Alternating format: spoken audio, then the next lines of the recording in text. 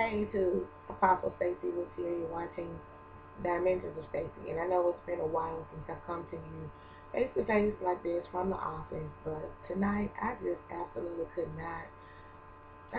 not remain silent. A lot of issues, I just don't say anything. I try to let them blow over, pray about them, keep going, because we got a lot of things to do. We all have things that we do, family, ministry, work, personal things going on. But listen, there's a number of things that's happening right now that I've been talking about on Facebook. Those of you guys who are connected to me on Facebook know about it. Um, Number one, I have just recently received news of the fourth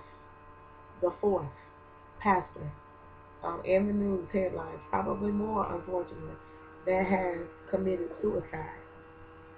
hmm if you want to know the exact stories, look for the link in the description box of the video. Pastors committing suicide just cannot take anymore.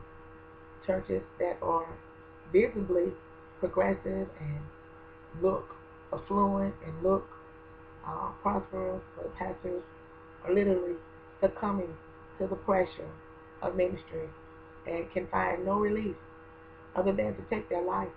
As a member of the clergy, this really, really concerns me. It really bothers me. Number one, mental health issues are real in the body of Christ, and if you have an issue that you feel like you cannot pray away, and trust when I say this, I'm a woman of faith. I believe prayer changes everything. I really do. Um, However, it's okay to go talk to someone other than Jesus. It really is. Talk to someone who is trained professionally to help you sort with some issues.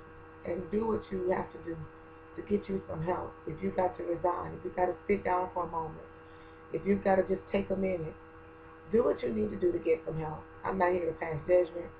I am just deeply concerned at the number of pastors who are committing suicide in the last few months because of the pressures of ministry. This is extremely concerning to me as someone who is in ministry, and just know that those families are in my thoughts and prayers.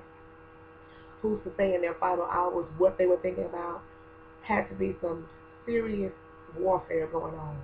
One pastor committed suicide while his mother and his son were begging him uh, not to do it. One pastor committed suicide in between his two church services. He had preached the morning service and was scheduled to preach for another service that evening, and committed suicide in the car. His wife found him there because he did not show up at the second service. This pastor that I've heard about tonight committed suicide, had resigned from a mega church. And you guys, it's just horrible. My heart really goes out to those families and to the body of Christ as a whole, because we got to do something about this. So, you guys, I'm Christians, people of God, let's get help. If you need help, don't be so big and don't be so to the point where you feel like you can't ask for help. Get help, please. Please. Please. There has to be somebody that you can talk to. Okay? So what? You have to admit that you are fallible and that you've actually got problems. So what? You got to admit that you actually deal with depression. Go talk to somebody. This is a spirit. This is not just something that's just happening. This is a spirit that has tried to take over those that are in leadership. The body of Christ has dealt with this a long time in silence. And I fear that if we continue to be silent about it, it's going to keep happening. So here is my small attempt to say, pastor, leader, minister, or congregant, Christian, person, get some help. Please, please, you do not have to suffer alone.